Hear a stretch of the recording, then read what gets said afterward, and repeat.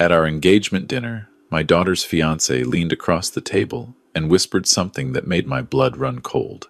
"Sign over 49% of Blackwood Vineyards to me before the wedding, or I'll make sure everyone knows what your daughter really is." His smile never wavered as he reached for his wine glass. That's when I knew I had exactly 37 days to save my daughter from the biggest mistake of her life. My name is Robert Blackwood, and I've spent 42 years building something that mattered. Not just a business, but a legacy. When my wife Catherine passed from cancer 6 years ago, I promised her I'd keep our family together. Our daughter Madison was everything to us. Smart, compassionate, a veterinarian who genuinely cared about healing.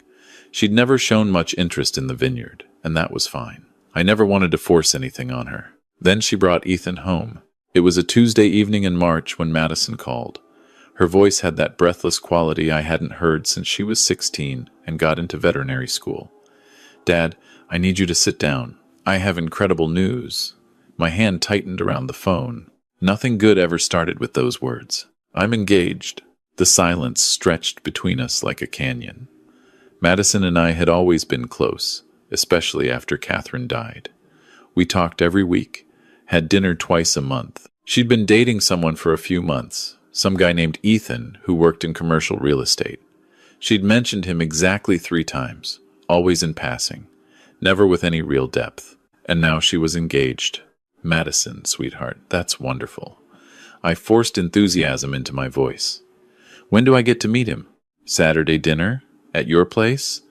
I want him to see the vineyard, meet you properly." There was something in her voice. Not quite nervousness, but something close. Like she was trying to convince herself as much as me. That Saturday, I cleaned the main house for the first time in months, put out Catherine's good china, made her recipe for coq au vin. I wanted to make a good impression, wanted to believe my daughter had found someone who made her happy. The vineyard looked beautiful that evening. 50 acres of carefully tended vines stretching toward the Texas Hill Country horizon, the sunset painting everything gold and red. Ethan arrived in a Tesla. I noticed that first. Noticed how he spent 30 seconds looking at Madison and 3 minutes looking at the house. He was 34, tall, with the kind of practiced smile that probably worked great in sales meetings. His handshake was too firm, held too long, his eyes already calculating something I couldn't quite read. "Mr. Blackwood, Madison talks about this place constantly." He gestured broadly at the vineyard. "Family business, right? 4th generation? 5th, actually. My great-great-grandfather planted the first vines in 1887. I led them inside, watching how Ethan's gaze cataloged everything. The original hardwood floors. The custom wine cellar visible through glass doors. The artwork Catherine and I had collected over decades. Dinner started pleasantly enough. Ethan asked about the vineyard with what seemed like genuine interest. Asked about production volume, distribution, profit margins. Questions that felt increasingly less like polite conversation and more like a business audit. "So, Madison tells me she's not really involved in the operation," Ethan said, cutting his chicken with precise movements. "That must be difficult, building something like this without family to pass it to." Something in my gut tightened. Madison has her own calling. I'm proud of what she does. Of course. Of course. Ethan's smile widened. But long term, what happens to all this? Have you thought about succession planning? Madison touched his arm. "Ethan, we just got here." "I'm just curious, babe. Your dad built something amazing. Someone needs to think about these things." He turned back to me. "I actually have a lot of experience with family business transitions. Commercial real estate, private equity, that sort of thing. I've helped several families navigate these exact situations." The rest of dinner, Ethan dominated the conversation. Talked about his portfolio, his connections, his vision for expanding into wine country investments. Madison barely spoke. Just watched him with this look that reminded me of how she used to watch injured animals at her clinic. Like she wanted to heal something broken, but wasn't sure if she could. After dinner, I gave them a tour of the property. Ethan's questions got more specific. Asked about property values, zoning, what the land alone might be worth. asked if I'd ever considered selling to a larger vineyard group, what kind of offers I'd received. Each question felt like a test, like he was building a map of something only he could see. As they were leaving, Ethan shook my hand again. We should talk more about the business side of things. Maybe over lunch next week? Just the two of us? I watched them drive away, Ethan's Tesla disappearing down the gravel road. The cocoa vin sat heavy in my stomach. I walked back into the house and called the one person whose judgment I trusted more than my own. Marcus Chen answered on the second ring. Robert, it's 9 o'clock on a Saturday. Someone better be dead. Marcus and I had served together in the army. Decades ago. He'd gone into private investigation, built a reputation for being thorough and discreet. We'd stayed close over the years. The kind of friendship where months could pass without contact, but nothing fundamental ever changed. I need you to look into someone, I said. His name is Ethan Pierce. He's engaged to Madison. Marcus was quiet for a moment. What did he do? Maybe nothing. Maybe everything. I don't know yet, but something doesn't feel right. And I need to know if I'm being paranoid or if my instincts are finally worth something. Send me everything you know. I'll start digging. That lunch with Ethan happened the following Thursday. We met at a steakhouse in downtown Austin, the kind of place where deals got made and people talked in low voices about money. Ethan ordered the most expensive whiskey on the menu before lunch even arrived. Robert, I'm glad we're doing this. He leaned forward, his tone confidential. I love your daughter. She's incredible. But I'm also a practical man, and I think we should talk about some practical matters. Sukaz, your daughter is about to become my wife. That means we're family, and family takes care of each other. He paused, letting that sink in. Madison mentioned you've been handling the vineyard alone since your wife passed. That's a lot for one person. Have you thought about bringing in a partner? Someone with business experience who could help modernize operations, expand distribution. The vineyard does fine as it is. Fine isn't great, though. Ethan's smile had edges now. I've been researching Texas wine country. Property values are skyrocketing. With the right investment and management, Blackwood Vineyards could be worth 10 times what it is now. Maybe more. I'm not interested in selling. Who said anything about selling? He took a sip of his whiskey. I'm talking about partnership. You bring the land and the legacy. I bring capital and expertise. We grow this thing together. As family. The waiter brought our steaks. Mine sat untouched, while Ethan cut into his like we were discussing the weather. Here's what I'm thinking, Ethan continued. Before the wedding, you transfer 49% ownership to me. Not a gift, an investment. I'll put in capital, handle expansion, bring in my network. You keep majority control, stay involved as much as you want. But we build this together, make it something your great-great-grandfather could never have imagined. And if I say no? Ethan set down his fork carefully. Then we have a problem. See, Madison and I have been talking. She's worried about you, Robert. Worried you're getting older, making decisions that aren't in your best interest. If you won't accept help from family, well, that raises questions about your judgment. Your capacity to manage complex affairs. The threat was clear now, hanging between us like smoke. Agree to his terms, or he'd use Madison to question my competency, maybe even push for some kind of intervention. I need to think about it, I said, forcing my voice to stay level. Of course. Take your time. We've got 5 weeks until the wedding. Ethan smiled and raised his glass. To family. I drove back to the vineyard with my hands shaking. Not from fear, but from rage. This man had looked at my daughter and seen a tool, looked at my life's work and seen an opportunity, and he was betting I loved Madison too much to fight back. He was right about the love part, wrong about everything else. Marcus called 2 days later.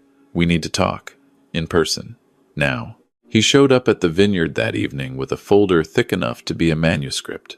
We sat in my office, and he spread documents across the desk like laying out evidence at a crime scene.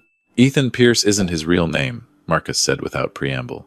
He was born Ethan Kowalski, changed it legally 7 years ago, right after his second divorce. Second? He's been married 3 times.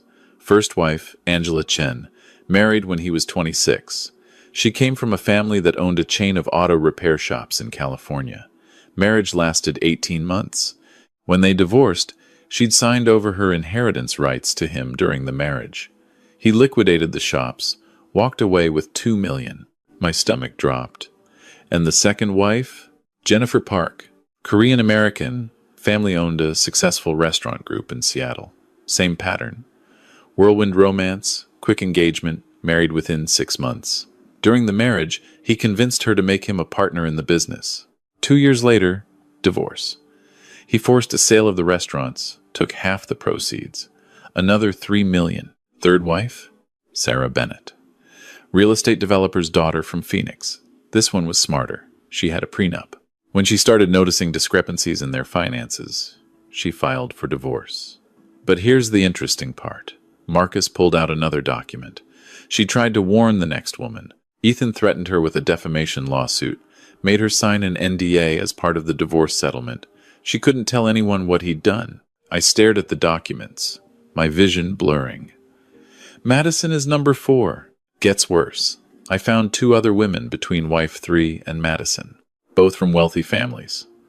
Both engagements ended abruptly with harassment claims that mysteriously disappeared after settlements were paid.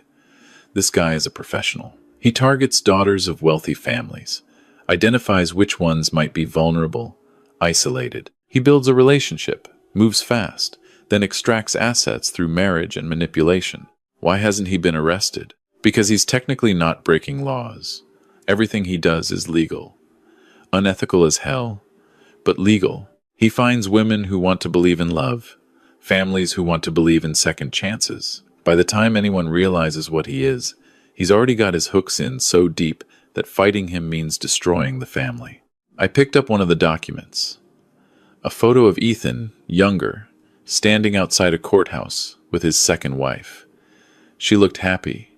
He looked hungry. There's more, Marcus said quietly. I tracked his finances. He burned through the money from the first 2 divorces. Gambling, bad investments, expensive lifestyle. He's broke, Robert, deep in debt. Madison isn't just a target. She's his last shot at staying afloat. I need copies of everything. Already made them? But Robert, you need to be careful here. This guy is smart. If he suspects you're onto him, he'll accelerate his timeline or turn Madison against you completely. Right now, you have one advantage. He doesn't know, you know. After Marcus left, I sat in my office until dawn, reading through every document, every marriage certificate, every divorce filing, every business transfer. The pattern was clear. Ethan was a predator, and my daughter was his prey. The question was how to save her without losing her in the process. I started with small things. Invited Madison to lunch, just the 2 of us. Tried to ask gentle questions about the relationship, about the rush to get married. She deflected each one with the kind of defensive optimism that broke my heart. Dad, I know what you're thinking, but Ethan isn't like that. He loves me for me, not because of the vineyard or money or anything else. He's had a rough past, but he's changed. I'm helping him become the person he was meant to be. Classic pattern. She'd been cast as his savior, his redemption arc. Confronting her directly would only push her further into his arms. So I called my lawyer instead. Gerald Hayes had been the Blackwood family attorney for 30 years. He'd helped Catherine and me with estate planning, handled every legal aspect of the vineyard. When I explained the situation, his response was immediate. We need a prenuptial agreement, non-negotiable, and we need to restructure the vineyard ownership right now, before the wedding. How? We create a family trust. You transfer ownership of Blackwood Vineyards to the trust. You're the trustee with full control during your lifetime. Upon your death, Madison inherits, but the trust has strict provisions. Any spouse married less than 10 years has 0 claim to the business. Even Madison herself can't sell or transfer assets without approval from a board of advisors, which will establish. Will that hold up?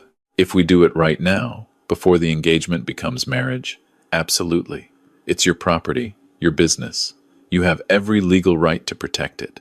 And if this Ethan character is what you think he is, the prenup becomes a test. A man who truly loves Madison will sign it without hesitation. We spent 3 days restructuring everything. Move the vineyard into a family trust with provisions so ironclad that even a team of lawyers would need years to crack them. Set up the trust so that any attempt to force sale or transfer would trigger automatic court oversight. Created a prenuptial agreement that was fair to Madison but gave Ethan exactly zero access to family assets. Then I invited them both to dinner. Ethan arrived with that same practiced smile, carrying expensive wine like we were all friends here. Madison looked nervous, sensing the tension. We ate mostly in silence until dessert, when I slid the documents across the table. "These are for you both to review," I said. "Two things. First, a prenuptial agreement. It's standard protection for both parties. Gerald has assured me it's fair and reasonable. Second, documentation about the family trust I've established for the vineyard." Ethan's smile froze. "A trust? As of 3 days ago, Blackwood Vineyards is owned by the Blackwood Family Trust. I'm the trustee. Madison is the beneficiary. But the business itself can't be sold, divided, or transferred without unanimous approval from a board of advisors. I've appointed Gerald, Marcus Chen, and 2 of our oldest vineyard partners to that board." "You can't do that." Ethan's voice had gone flat. "I already did. It's my property. These are simply protective measures that any responsible parent would take." I turned to Madison. "Sweetheart, this doesn't change anything for you. When I'm gone, you inherit everything. But it ensures the vineyard stays intact, stays in the family, exactly as your mother and I always wanted." Madison looked at the papers, then at Ethan, then back at me. "Dad, this feels like you don't trust Ethan." "This has nothing to do with trust. This is about protecting what 5 generations of Blackwoods have built. If Ethan loves you, he'll understand that." I met his eyes. "The prenup simply states that assets brought into the marriage remain separate. What you build together stays yours together. But what existed before stays separate.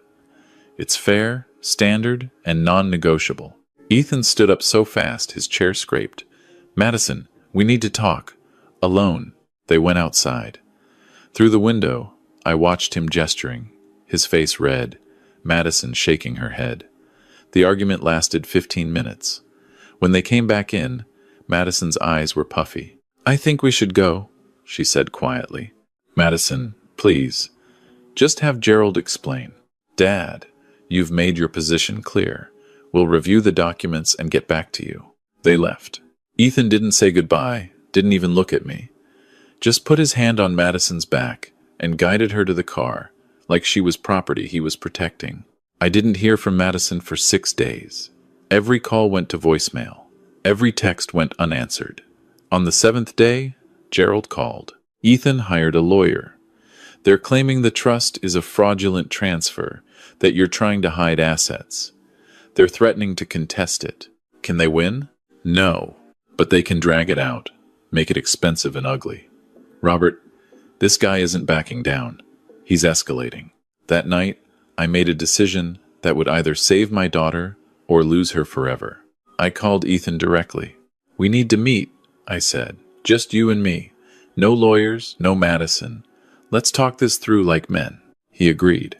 We met at a bar halfway between Austin and the vineyard, neutral territory. Ethan was already there when I arrived, drinking whiskey in a back booth. "Robert." He didn't stand. "Come to see reason?" I sat across from him. "I want to make you an offer." His eyebrows rose. "I'm listening. $500,000. Cash. Walk away from Madison. Tell her the relationship moved too fast, that you're not ready. Whatever story lets her keep her dignity.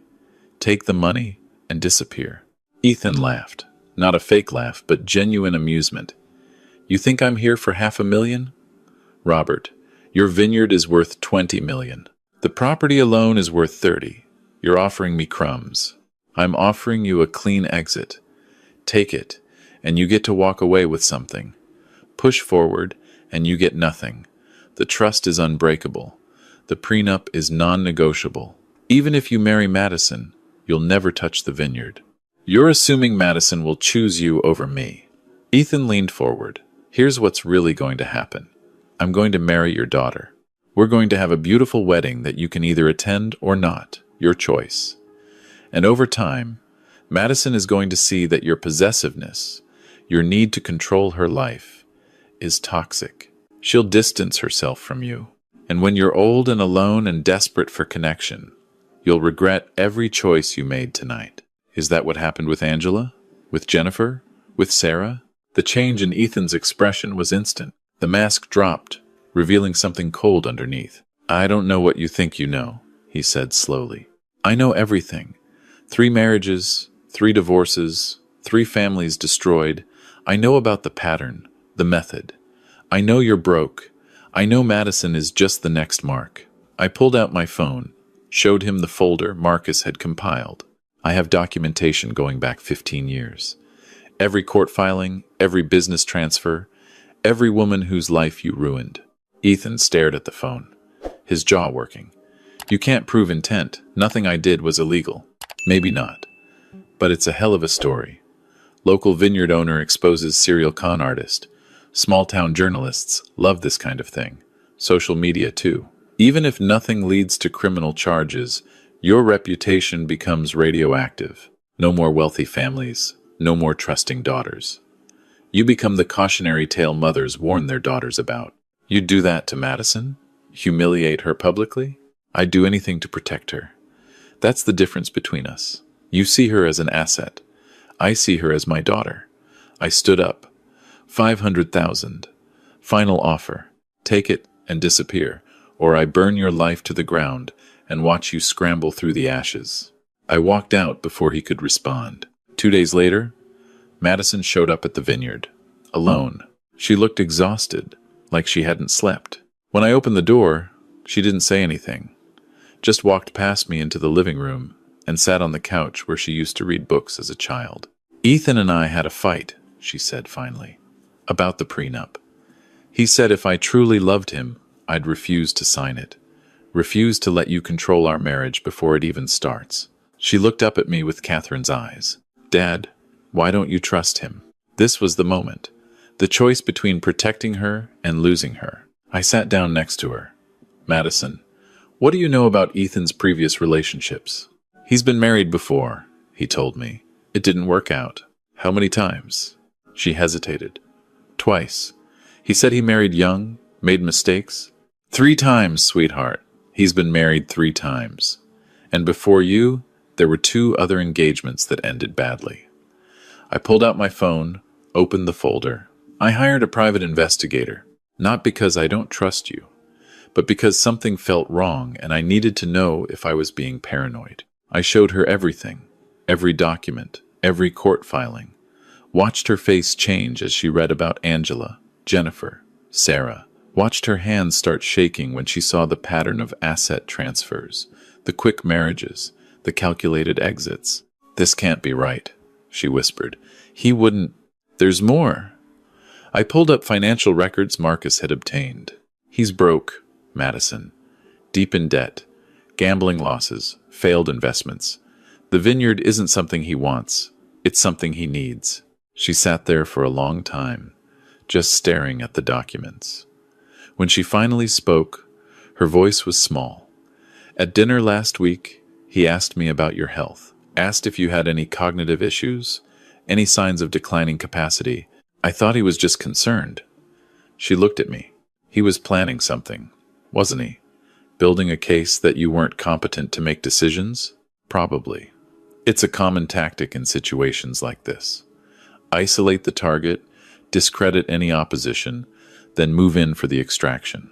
How long have you known? A few weeks. I wanted to be sure before I said anything, and I was terrified that telling you would push you away from me. I took her hand. Madison, I'm sorry. Sorry I didn't see this sooner. Sorry I wasn't there to protect you from this. But you need to know, I didn't do this to control you. I did this because you're my daughter and I would rather lose you than watch you be destroyed. She started crying. Not dramatic sobs, but quiet tears that hurt worse to witness. I pulled her into a hug like I used to when she was little, and the world felt too big. What do I do? She asked. That's your choice. But whatever you decide, I'm here. No judgment, no conditions. Just love. She stayed at the vineyard that night. The next morning, she asked to see all of Marcus's findings again. Spent hours reading every page, every detail. I made coffee and stayed quiet, letting her process. Around noon, she made a phone call. "Ethan, we need to talk. Meet me at Dad's vineyard. 1 hour. Bring the prenup." He showed up 45 minutes later, that same practiced smile in place. But when he walked in and saw Madison's face, saw the document spread across the table, the smile disappeared. "Madison, whatever your father told you, is your real name Ethan Kowalski?" she asked. He froze. "Were you married to Angela Chen, Jennifer Park, and Sarah Bennett? Did you extract millions from their families through manipulation and calculated relationship fraud?" Her voice was steady now, lawyer-like. "Did you approach me specifically because you researched my background and identified me as a potential target?" "Madison, you have to understand, those relationships were complicated. The divorces were messy. Your father is spinning this to make me look. Answer the question. Yes or no?" Ethan looked at her, then at me. I saw the calculation in his eyes, weighing options, looking for an angle. Then something changed. He realized he'd lost. "It's not what you think," he said finally. "Then explain it to me. Explain why you changed your name. Explain why you didn't tell me about your real past. Explain why you asked about my father's cognitive health. Explain why a prenup that protects both of us equally is somehow unacceptable." She stood up. "Or don't, because I already know the answer." "You're making a mistake," Ethan said, his voice turning cold, walking away from me. "You think you're so smart, but you're just a naive little girl playing detective. Your father manipulated you, fed you lies. Get out. Madison, get out of my father's house. Get out of my life. If you contact me again, I'll file for a restraining order. If you try to spread any stories about me or my family, I'll make sure every woman you've ever hurt knows exactly where you are and what you're planning. You want to call me naive? Try me." For a moment, I thought he might argue, but something in Madison's eyes must have convinced him. He turned and walked out, slamming the door hard enough to rattle the windows. We stood there in silence, listening to his car start, listening to it drive away. "I feel so stupid," Madison said quietly. "You're not stupid. You're trusting. There's a difference. I thought I was helping him. Thought I was seeing something good in him that no one else could see. How did I miss all the signs? Because you're Catherine's daughter. You see the best in people. It's not a weakness. It's who you are." I pulled her into another hug. But sometimes the best people need protection from the worst. The wedding was canceled, obviously. Deposits lost, invitations unsent, explanations made to confused relatives. Madison stayed at the vineyard for 2 weeks, just hiding from the world while she processed everything. Some days she was angry. Some days she cried.